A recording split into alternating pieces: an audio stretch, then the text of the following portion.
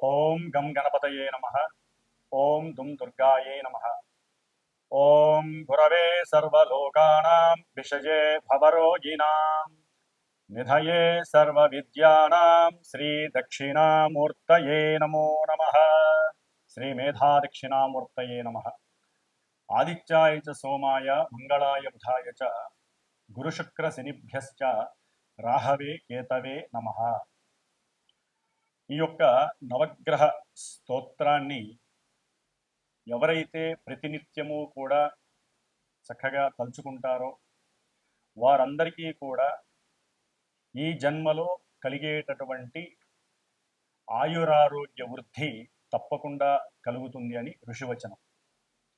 ముఖ్యంగా ఈ వైశాఖ మాసంలో మే 15వ తేదీ నుండి మరలా జూన్ 15వ తేదీ వరకు కూడా మనకి ప్రతి నెలా కూడా ఎప్పుడెప్పుడు సూర్యుడు తన యొక్క రాశి ప్రవేశాన్ని మార్చుకొని ఏ ఏ రాసుల వారికి ఏ ఏ విధమైనటువంటి శుభ ఫలితాలను ఇస్తాడో అని ఎదురు చూస్తూ ఉంటారు ప్రేక్షకులందరూ కూడా. నవగ్రహ ప్రేక్షకులు అంటే నవగ్రహాలని చాలా మనస్ఫూర్తిగా స్వీకరించి వారి యొక్క మనసుని ఆ గ్రహ పేరితం ద్వారా పిన్ టు పిన్ పాయింట్ని అనుసరిస్తూ వెళ్ళేటటువంటి వారందరికీ కూడా ఈ నెలంతా కూడా శుభప్రదంగా ఉండాలని కోరుకుంటూ, మరి మార్చి 30 నుండి జరిగినటువంటి కొన్ని గ్రహస్థితుల యొక్క కలయికల వలనే మనకి దేశవ్యాప్తంగా అట్లాగే ప్రపంచవ్యాప్తంగా ఎన్నో రకాలైనటువంటి సిచ్యువేషన్స్ మనం గమనిస్తూనే ఉన్నాం. అది ఈ క్షణము ఈ రోజు కూడా ఏం జరుగుతుందో మీ అందరికీ చెప్పచ్చు. ఇవన్నీ కూడా 6 నెలల నుండి జ్యోతిష్కులందరూ కూడా చక్కగా వారికి ఉన్నటువంటి జ్ఞానంతో ప్రబోధిస్తూనే ఉన్నారు. కొంతమంది కొట్టిబారేశారు, కొంతమంది నమ్మారు. నమ్మినా కొట్టిబారేసిన గ్రహాలు ఇచ్చేటటువంటి పరిస్థితుల్ని వాటి నుండి తప్పించుకునే ప్రయత్నాల్ని మనం చేయలేం. కానీ ఒక్క దైవ ఉపాసన ద్వారా మాత్రమే ఎవరికి వారం కాపాడుకునేటటువంటి శక్తిని భగవంతుడు మనకు ప్రసాదించాడు.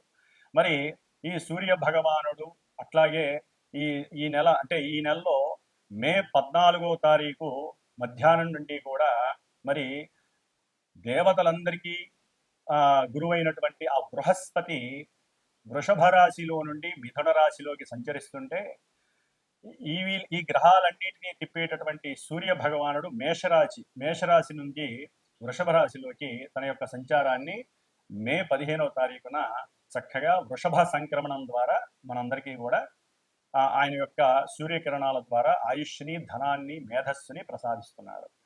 అట్లాగే మనకి ఈ నెలలోనే మే 18వ తేదీన దాదాపుగా 1.5 సంవత్సరాలు అనగా 18 నెలల పాటు ఛాయాగ్రహాలైనటువంటి రాహువు మరియు కేతువు, ఈ 2 గ్రహాలు కూడా మీనరాశిలోను ఇటు కన్యారాశిలో కేతువు, వీరిద్దరూ కూడా కొన్ని రాశుల వారికి ఎన్నో అగాధాలని, ఇబ్బందులని, విపత్తులని, పిచ్చిని, ఇట్లా ఒకటి కాదు ఎన్నో రకాలైనటువంటి సమస్యలని, ఇబ్బందులని కొని తెచ్చే ఉన్నారు.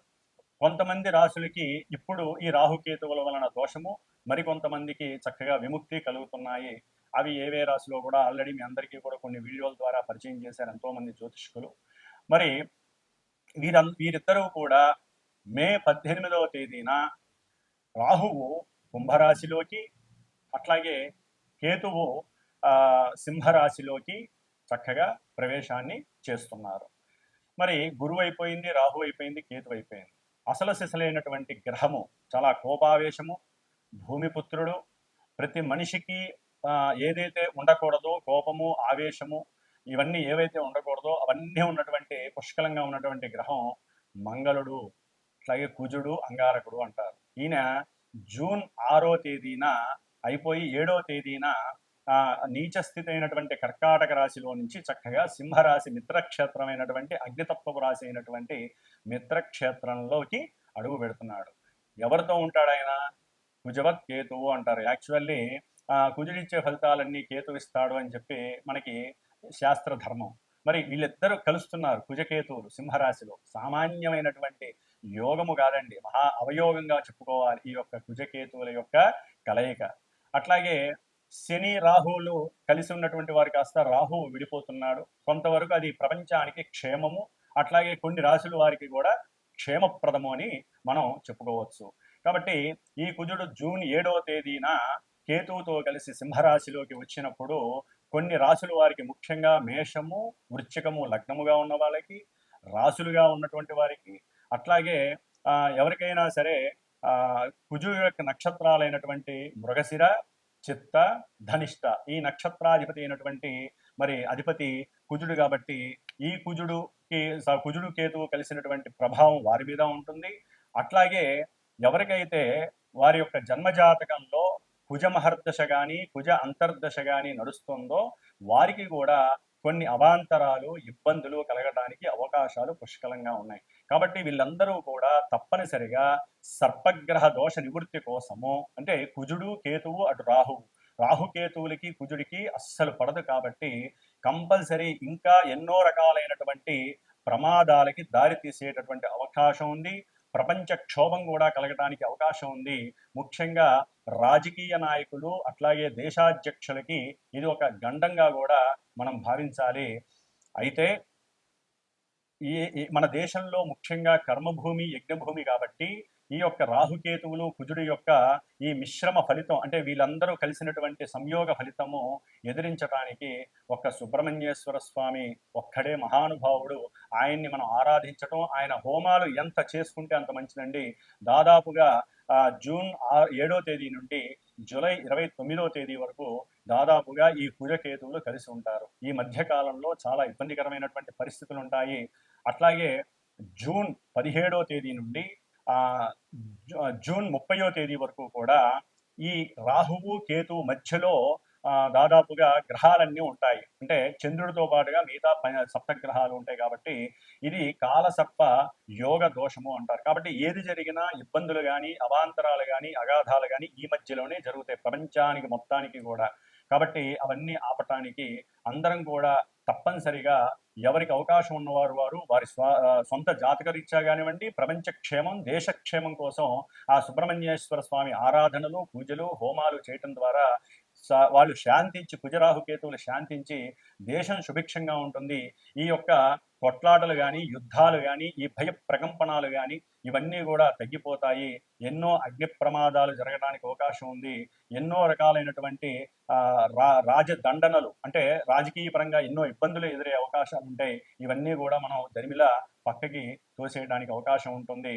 కాబట్టి ఈ యొక్క వృషభ సంక్రమణానికి మేషరాశి నుంచి మరి వృషభంలో రవి, అట్లాగే మిథునంలో గురుడు, అట్లాగే మనకి సింహరాశిలో కుజకేతువులు, కుంభంలో రాహువు, అట్లాగే ఈ బుధుడు శని యొక్క సంయోగం నుంచి ఎప్పుడో 7వ తారీఖే బయటకు వచ్చేసాడు. మే 7వ తారీఖునే.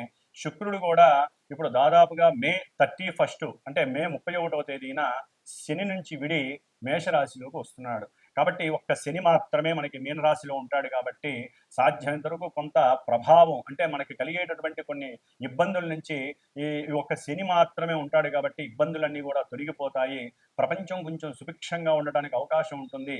కాకపోతే కొన్ని గ్రహాల యొక్క కలయిక మంచిది కాదు కాబట్టి కాలసర్ప యోగ దోష ప్రభావం మన దేశం మీద, ప్రపంచం మీద ఉంటుంది. పర్సనల్ వ్యక్తిత్వ జాతకాల మీద కూడా ఉంటుంది. కాబట్టి అందరూ కూడా తమ యొక్క వ్యక్తిగత జాతకాలని చక్కగా గురువుల ద్వారా చూపించుకొని తగినటువంటి సుబ్రహ్మణ్య హోమాలు కానివ్వండి, అట్లాగే కుజరాహు కేతువులకి కంపల్సరీ తప్పనిసరిగా జపాదులు, దానాదులు, హోమాదులు చేయించుకోవాలి. ఇలా చేయించుకోవడం వలన చాలా ఉపశమనం కలుగుతుంది. కాబట్టి మరి ఏ రాశుల వారికి, మేషాది పర్యంతం మీనరాశి వరకు ఏ రాశుల వారికి ఈ గ్రహాలు ఈ స్థానాల్లో ఉండటం ద్వారా ఏ ఫలితాలు కలుగుతాయి, ఏ ఆనందాలు కలుగుతాయి, ఇబ్బందులు కలుగుతాయి అనేటటువంటి విషయ పరిజ్ఞానాన్ని మనం ఈ యొక్క వృషభ సంక్రమణంలో తెలుసుకుందాం. ఓం శ్రీమాత్రే నమః. మీనరాశి మే 15వ తేదీ నుండి జూన్ 15వ తేదీ వరకు మీనరాశి వారికి అత్యద్భుతమైనటువంటి ఉద్యోగ అవకాశాలు కలగడానికి సిద్ధంగా ఉండండి. ఎందుకంటే దాదాపుగా వీరికి ఉద్యోగం లేక ఆర్థికంగా చాలా ఇబ్బందులు పడినటువంటి పరిస్థితులు మీనరాశి వారికి. ఎందుకంటే వీరికి ఏలినాటి ప్రభావం కావచ్చు, మొన్నటిదాకా రాహుకేతువుల యొక్క ప్రతికూల భావాలు, కాలసర్ప దోషము, యోగ దోషం కావచ్చు, గురువు యొక్క అనుకూలత లేకపోవడం, ఏది మాట్లాడినా డబ్బు వస్తుంది అనుకుంటే డబ్బు రాకపోవడం, ఇట్లా ఎన్నో రకాలైనటువంటి పరిస్థితులు వృత్తి ధర్మంగా అట్లాగే రాజకీయ పరంగా కూడా ఎవరైనా రాజకీయ నాయకులు కావచ్చు, రాజకీయ రంగంలో ఉన్నటువంటి వాళ్ళు కానీ ఆర్థిక సంక్షోభాన్ని ఎదుర్కొన్నారు. ఉద్యోగ ధర్మంలో ముందుకెళ్దామన్నా వెళ్ళలేని పరిస్థితి. ఆర్థికంగా పూర్తిగా పరిస్థితులు ఎదుర్కోలేకపోయారు. రియల్ ఎస్టేట్ వ్యాపారులు అయితే పూర్తిగా ఇబ్బందులు పడ్డారు. మరి వీళ్ళందరికీ కూడా కొంత అనుకూలమైనటువంటి పరిస్థితులు కనిపిస్తున్నాయి. ఎవరైతే మీనరాశి వారు ఉన్నారో ఓకే, ఏలినాటి శని ప్రభావం పక్కన పెట్టండి, రాహు యొక్క ప్రభావం పక్కన పెట్టండి. ఎందుకంటే రాహు 12వ రాశిలోకి వస్తున్నాడు. ఒక రకంగా అది కూడా కొంత ఇబ్బందికరమైనటువంటి పరిస్థితి. కాకపోతే దూర ప్రాంతాలకు తీసుకెళ్తాడు, ఉద్యోగరీత్యా కావచ్చు, లేకపోతే ఏదైనా వ్యాపార రీత్యా కావచ్చు. వీరు కాస్త వేరే దేశంలో నిలబడడానికి, స్థిరపడడానికి అవకాశం, అంటే కుటుంబానికి దూరంగా తీసుకెళ్లే పరిస్థితి కనిపిస్తుంది రాహు వల్ల. అట్లాగే స్నేహితుల వలన కొంత ఆర్థికపరమైనటువంటి నష్టాన్ని పొందే అవకాశం శని మహానుభావుడు ఇస్తున్నాడు. కర్మ ప్రారంభాన్ని పూర్తిగా ఆయన ఇచ్చే అవకాశాలు ఉన్నాయి. మరి విద్యార్థులకి ఇదొక తమ యొక్క బుద్ధిని, అట్లాగే ఆలోచనలని, నైపుణ్యాన్ని వృద్ధి చేసుకునే సమయం ఆసన్నమైంది. కాబట్టి విద్య ద్వారా ఏదైనా విదేశాలకి వెళ్ళాలి, దూర ప్రాంతాలకు వెళ్ళి చదువుకోవాలనుకుంటే మీరు బాగా కష్టపడాల్సిందే. ఎందుకంటే మీకు శని బలం కాస్త కష్టంగా ఉంది, ఏలినాటి శని ప్రభావం. గురుడు కూడా చతుర్థంలో ఉండడం ద్వారా కొంచెం విద్యా విఘ్నాలు కలిగే అవకాశాలు ఉన్నాయి వీరికి. ఎందుకంటే గురువు చతుర్థంలో ఉండడం, అర్ధాష్టమ గురుడు అంత యోగ్యకరం కాదు. ఆకస్మికంగా విద్యలో ఏదో ఒక ఆటంకాలు కలిగిస్తారు. అట్లాగే ఉద్యోగంలో కూడా వీరికి భద్రత అనేటటువంటిది ఉండదు. కానీ మీనరాశి వారికి సూర్యుడు షష్టాధిపతియే 3వ భావంలో ఉండటం అనేటటువంటిది వీరు ఏదైనా ఉద్యోగరీత్యా ప్రయత్నం చేస్తే అనర్గళంగా మాట్లాడేస్తారు. సూర్యబలం చాలా చక్కగా ఉంది వీరికి. కాబట్టి ఉద్యోగ అవకాశాలు మెండుగా ఉన్నాయి. దానితోడు జూన్ 7 తర్వాత కుజుడు కేతువుతో కలవటం. ఆల్రెడీ కుజుడు మే 18 తర్వాత మీనరాశి వారికి చక్కగా 6వ స్థానంలోకి రావటం, కుజుడు ఆయనతో కలవడం ద్వారా వీరికి ఉద్యోగం ద్వారా అధికమైనటువంటి లాభాదాయం కలుగుతోంది. ఆకస్మికంగా దూర ప్రయాణాలు చేస్తారు. ఉన్న చోటే ఉండి కూడా వీరు దూరంగా వెళ్ళి రావటం ఉద్యోగంలో ఇలాంటివి కూడా కలిగే అవకాశం ఉంటుంది. ముఖ్యంగా అగ్ని సంబంధిత ఉద్యోగాలకి ఇది అనుకూలమైనటువంటి పరిస్థితి కనిపిస్తోంది. ఏదేమైనప్పటికీ వీరు ఉద్యోగరీత్యా అనుకూలమైనటువంటి పరిస్థితులు, ధనాదాయం మెండుగా కనిపిస్తోంది. తండ్రి వలన పూర్వార్జితం ఏదైనా ఉంటే కనుక వీరికి అది చక్కగా కోర్టు కేసులు అవన్నీ కూడా వెళ్ళిపోయి మీనరాశి వారికి ఈ కుజకేతువుల ప్రభావం సూర్యుడి వలన ఆర్థికంగా లాభం కలగడానికి కూడా అవకాశం కలుగుతోంది.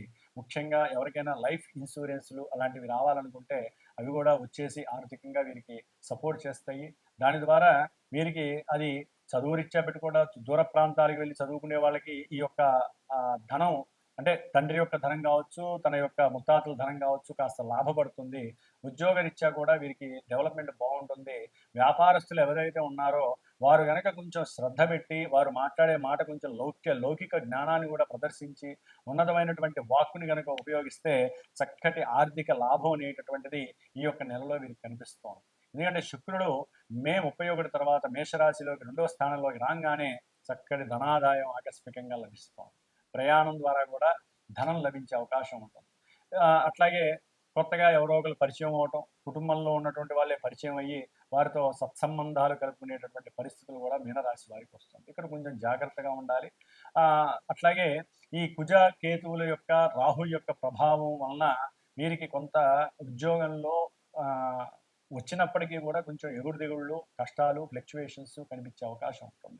కాబట్టి మీరు కాస్త హనుమంతుడి యొక్క ధ్యానం చేయండి, శని యొక్క దానం చేయండి. శనికి సంబంధించినటువంటి లేకపోతే రాహుకేతువులకు సంబంధించినటువంటి సప్తసూక్త జపాదులు లేకపోతే హోమాదులు చేయించుకోండి. హనుమత్ హోమం వీరికి సర్వదా రక్షగా ఉంటుంది. దత్తాత్రేయుడు లేదా దక్షిణామూర్తి యొక్క అనుగ్రహం పొందడం ద్వారా వీరి యొక్క మేధస్సు పెరుగుతుంది. గురువు యొక్క చతుర్థ స్థాన దోషం తొలగిపోతుంది. కాబట్టి మీరు అనుకూలమైనటువంటి పరిస్థితులు ఈ నెలలో అనుకూలంగా, రవి పూజ కేతువులు అనుకూలంగా ఉన్నప్పటికీ మిగతా గ్రహాల యొక్క ముఖ్యంగా శని, రాహువు, గురుడు యొక్క పెద్ద గ్రహాల యొక్క ప్రతికూలత వలన కొన్ని ఇబ్బందులు కలగడానికి అవకాశం ఉంటుంది. కాబట్టి ఆ గ్రహ శాంతి చేసుకోండి, ఆనందంగా ఉండడానికి ప్రయత్నం చేయండి. ఓం గం గణపతయే నమో నమః.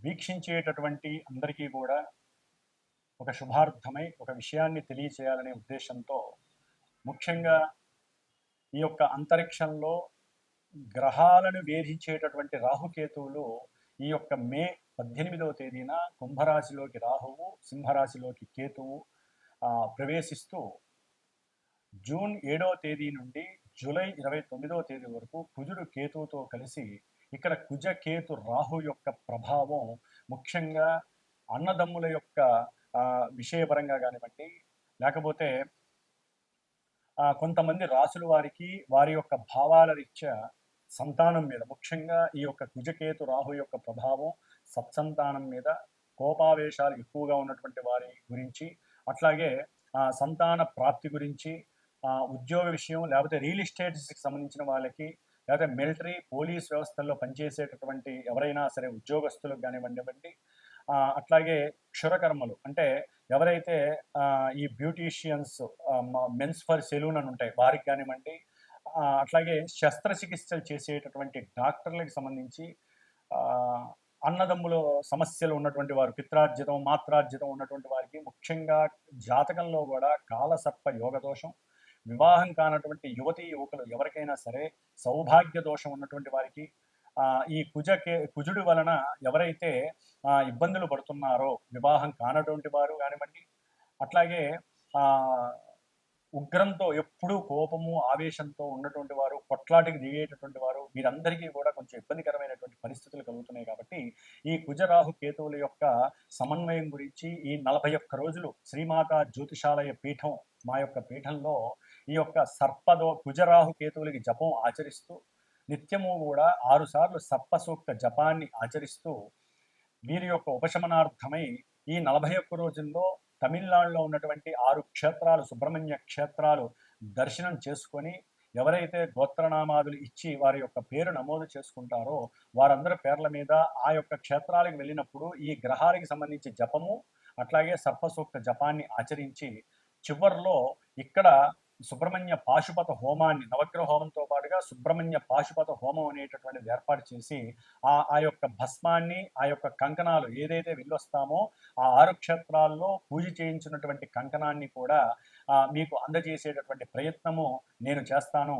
కాబట్టి జూన్ 7వ తేదీ నుండి జూలై 29వ తేదీ 41 రోజులు కూడా ఈ యొక్క కుజరాహు కేతువుల యొక్క దోష పరిహారార్థమై కొంతమంది ముఖ్యంగా మేషరాశి, వృషభ రాశి, కర్కాటక, సింహ, కన్య, అట్లాగే మకర, కుంభరాశి వారు, ఈ రాశుల వారు దయచేసి సంప్రదించండి. మీకు సంబంధించినటువంటి గోత్ర నామాదులు, మీ యొక్క నక్షత్రాదులు, అట్లాగే మీకు నడుస్తున్నటువంటి దశ అంతర్దశలు ఎవరైనా కుజరాహు కేతువుల దశలు ఉన్నట్లయితే తప్పనిసరిగా నన్ను సంప్రదించండి. దానికి తగ్గ పరిహారాన్ని ఆచరించండి. ఓం స్కందాయ నమః.